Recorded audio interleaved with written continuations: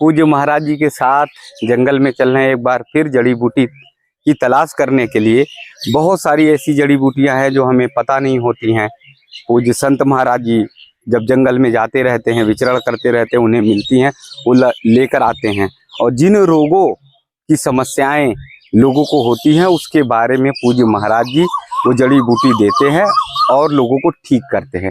तो जैसा मैंने पहले बताया कि हमारे संतगण ऋषिगण एक रिसर्चर्स हैं, एक वैज्ञानिक की तरह हैं और एक डॉक्टर नहीं बोलेंगे लेकिन एक ऐसे वैज्ञानिक हैं जो आधुनिक युग के हैं और जिन्हें ये कहा जा सकता है कि पूरे स्वास्थ्य से लेकर सेहत से लेकर निरोगी काया तक को बनाते हैं। तो एक बार आइए महाराज जी से बातचीत करते हैं। कोई पौधा ढूंढ कर लेकर आए हैं। महाराज जी यहाँ आ जाते हैं मुझे लगता है। और देखिए महाराज जी के अगर इधर दिखाएंगे महाराज जी के चरणों की तरफ, तो ये पूरा जंगल है और जंगल में बहुत सारे कांटे हैं, लेकिन पूज्य महाराज जी चरणों में मतलब कुछ चरण पादुका और कुछ भी नहीं डालते और ऐसे जंगल में विचरण करते रहते हैं। ये जो छोटे मोटे कांटे हैं जिससे हम लोग डरते हैं, हम लोग पदवेश धारण करे रहते हैं, लेकिन महाराज जी को कुछ भी फर्क नहीं पड़ता क्योंकि उन्हें पता है औषधि के बारे में, उन्हें पता है जड़ी बूटियों के बारे में, तो वो सारी चीज़ों का प्रयोग करते हैं। तो एक बार महाराज जी के चरणों में पुनः दंडवत प्रणाम, बहुत बहुत प्रणाम महाराज जी। दर्शन आपका होता है तो बस मन आनंदित हो जाता है, भाव से आ जाता है। ये पूरी लता पता, ये पूरा वातावरण कन्हैया का, ठाकुर जी का है जी। तो कैसे इनके बीच में आप देख रहा हूँ कि कुछ जड़ी बूटी लिए हुए हैं, कैसे ढूंढ पाते हैं जी? ये जड़ी बूटियाँ जो भी हैं, जो इनके बारे में जानता है वही पहचानता है इनको जी। और पहचानने पर पता चलता है ये फलाने कार्य की बूटी है जी। किस कार्य में आएगी जी। जैसे ओंगा बोलते हैं जिसको, एक चिरचिटा है जी, उसकी खीर पकाने से, और जो स्त्री हो या पुरुष हो जिनको नपुंसक रोग है वो गारंटी का दवा है। 1 तौला उसका केवल बीज उसमें डल जाए गाय के दूध में और उसको खीर बनाकर पिलाया जाए जी, तो उसका शमन हो जाएगा, शांत रोग हो जाएगा जी। ये मैंने ओंगा के बारे में बताया। और ओंगा एक ही दवा का रोग का जड़ नहीं है, अनेकों रोगों को शमन करने वाली है ओंगा जड़ जी जी जी। हमारे दांतमन करने में, दांतों में फायदा करता है, खाने में, पेट में फायदा करता है जी। और कीड़ा पशु के पड़ जाते हैं उसके गले में 1 इंची का बांध देते हैं कोरे कपड़े में, जैसे ओंगा की लकड़ी सूखेगी ऐसे ही कीड़े सूख जाते हैं, दवा का जरूरत नहीं पड़ता है जी जी। रही हमारे जड़ियों की बात, जड़ी बूटियों को हम इस झाड़ी में खोजते रहते हैं कि कौन सी किस काम में आ रही है जी। आ रही है इस जड़ी की बात, हाँ हाँ जी। इसको लिलगुदनी बोलते हैं हम लोग, देसी बात। हाँ देसी, नीला वर्ण है इसका ऊपर से। अच्छा। इसका हरा वर्ण है जी। ये दोनों आपस में स्त्री पुरुष हैं जी जी और एक दूसरे से सहयोग लेते हैं जी। तो ये स्त्री है तो ये पुरुष है। अच्छा। ये नर के काम आएगा, ये नारी के काम आएगा। अच्छा। किसी भी नारी को सफेद पानी का शिकायत होता है, 1 तौला 21 दिन देंगे, चबा करके खाएगा, पानी पी लेगा ऊपर से, तो गारंटी से उसका रोग शांत हो जाएगा जी। ये पुरुष का है जी। पुरुष को किसी प्रकार का इंद्रिय रोग है तो 1 तौला 21 दिन खिलाएंगे और गारंटी के साथ उसका इलाज हो जाएगा। अच्छा। किसी डॉक्टर के पास जाना नहीं पड़ेगा, उसका चिड़चिड़ापन खत्म हो जाएगा और शरीर में शक्ति आने लगेगी जी जी। ये इसमें वो शक्ति है। तो कैसे खाते हैं? इसको चबाना होता है साफ करके और चबा करके इसका रस बन जाता है दांतों के भीतर भीतर जी। इसको सटका नहीं जाता, ना फेंका जाता है जी। पानी बना बना करके अंदर चबाते चबाते पान की तरह अंदर जाएगा और ऊपर से पानी जितना चाहे उतना पी सकते हैं जी जी जी। कैसे? जितना इच्छा हो उतना पानी, आधी किलो या 1 किलो कितना भी पी सकते हैं जी। और साधु संतों के काम में दोनों मिलकर आ जाती हैं। अच्छा, ये संतों के काम में दोनों को मिला करके अगर हम 2 तौले खा लेते हैं तो सारे दिन हमको भूख नहीं लगेगा। अच्छा।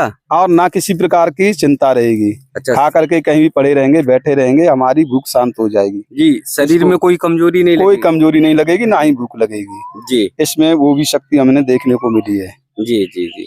ये वो जड़ी है कि संतों को शांति देने वाली जी जी।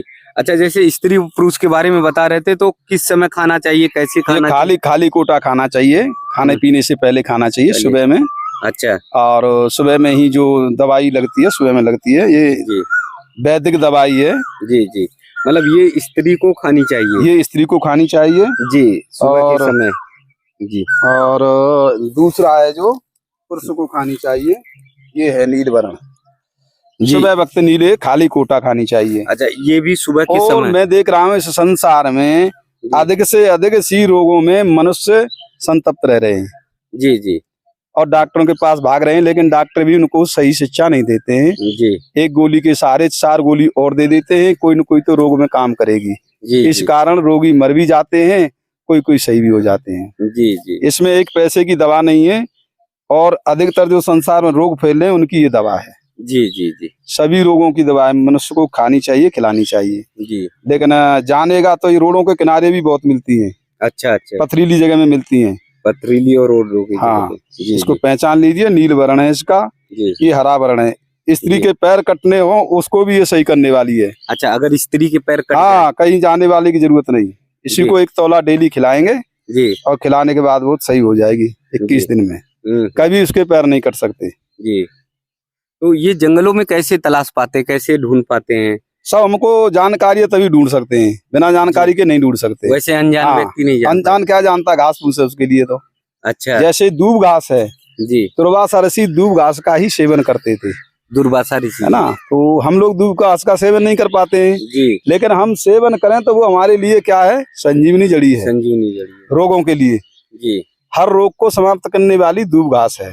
जी जी अगर हम 1 तौले जैसे भांग घोटते हैं, ऐसे घोट करके और पानी में मिला के पी जाएं या वैसे खा जाएं, जी तो हमारे जो शरीर में जितने भी गर्मी फैली हुई है सबको शांत करने वाली है दूब घास। जी जी। इसको कोई जानता नहीं है। दूब घास को सब कोई जानते हैं, पशु खाते हैं, जी लेकिन बीमारी मनुष्य की ये काट देती है। जी जी जी।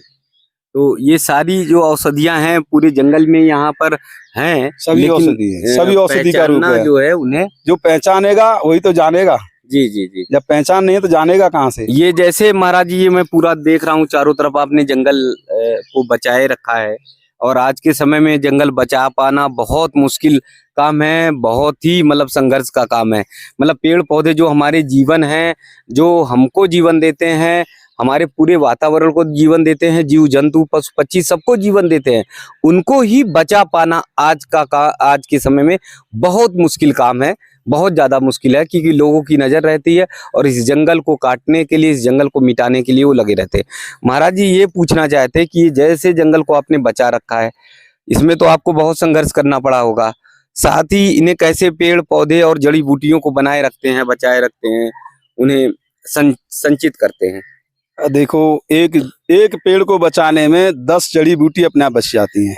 एक पेड़ को बचाने हाँ, जो एक पेड़ की हम रक्षा करेंगे, पानी लगाएंगे तो घास उगेगी, घास के बाद जड़ी बूटी भी उगेगी जी। और पेड़ को बचाना तो बहुत ही कठिन काम है। कठिन पेड़ों के बचाने के लिए मैंने बड़ा संघर्ष किया है, 25 साल से यहाँ संघर्ष कर रहा हूँ, दुश्मनी लेकर बैठा हूँ गांव वालों से जी। और ये लोग गांव वाले काट के ले जाते थे, जलाते थे जी। झाड़ी को झाड़ी नहीं समझते थे, पेड़ को पेड़ नहीं जानते थे, केवल लकड़ी जानते थे, लकड़ी काटना है और जलाना है। कहीं से भी काट देते, हाँ, हरा हो, पीपल हो, नीम हो, किसी को भी काट करके ले जाना है और जलाने के लिए सुखाना है। उससे आपका हृदय मतलब हाँ दुख जाता था। हमारे को बहुत दुख होता था, तो हमारे भक्त लोगों ने जाली लगवा दिया साइड से, सामने से जी। सारे जंगल की सुरक्षा हमने करा दी है। इस समय हम पेड़ों को देख करके खुश हैं कि हमारे वृक्ष सुखी हैं तो हम भी सुखी हैं जी। वृक्ष क्या है, धरोहर है जी। अगर वृक्ष नहीं रहेंगे तो धरती शून्य हो जाएगी जी। धरती में उपजाऊ जमीन नहीं रहेगी और पृथ्वी में अनेकों प्रकार के रोग पैदा हो जाएंगे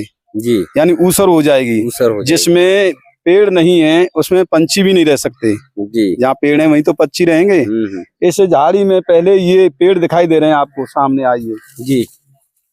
आप फिर यही झाड़ी थी पहले जी। जी। इसको भी काट करके गांव वाले ले जाते थे जी। ये नीम का पेड़ मैंने लगाया जी, पीपल का लगाया, आगे नीम का लगाया, आंवले का लगाया, केसोड़ी का लगाया, इमली का लगाया, बेल पत्र के अनेकों पेड़ लगाए, पीपल के भी अनेकों पेड़ लगाए, ऐसे लगा लगा कर इसको सजाया है मैंने जी। अब मैं वन को वन जैसा देख करके जैसे खुश होता हूँ, जैसे अपने परिवार को देख करके कोई मनुष्य खुश होता है जी। मेरा कोई परिवार नहीं है, मेरा यही परिवार है जी, पंछी और पेड़ पौधे, बस इन्हीं के बीच में रहना और इन्हीं का पालन पोषण करना जी, और इन्हीं से प्यार करना जी। जी।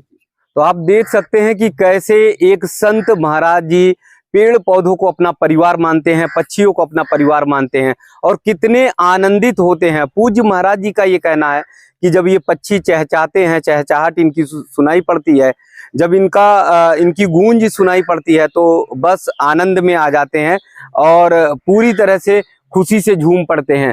साथ ही यहाँ पर जो पौधे हैं हरे भरे हरियाली में झूमते हैं तो आनंद आ जाता है। एक पेड़ महाराज जी बता रहे हैं यही लगा हुआ था, इसको भी लोग काटने के लिए तैयार थे, लेकिन धीरे धीरे महाराज जी ने इसको बचाया, इस पेड़ को इन्हें बचाया और इसके बाद पूरे वातावरण में आप चारों तरफ देखेंगे तो हर तरफ पौधे ही पौधे, पेड़ ही पेड़ लगा दिए, चारों तरफ पेड़ लगा दिए। आज के समय में अगर ऐसे संत हैं तो आप निश्चित मानिए ये देवता के समान है, ये भगवान के समान है, जो हमारे जीवन की रक्षा कर रहे हैं, जो हमारे जीव जंतु की रक्षा कर रहे हैं, जो हमारे पशु पक्षी कीट पतंगे सबकी रक्षा कर रहे हैं। आपको अभी दिखाएंगे कि कितने सारे पक्षी यहाँ पर मिलते हैं और यही तो हमारी औषधि है, यही तो हमारी शक्ति है। इन हवा के बिना, इन वातावरण के बिना कहाँ होगा। देखिए मैं चुप हुआ और सुनिए कोयल की आवाज आपको सुनाई दे रही है, आप सुन पा रहे होंगे। कू कू। और देखिए ये कोयल की आवाज सुनने को मिली होगी, आप लोगों के कानों तक पहुंची होगी, आपको बहुत मुश्किल से ये आवाजें सुनने को मिल पा रही होंगी।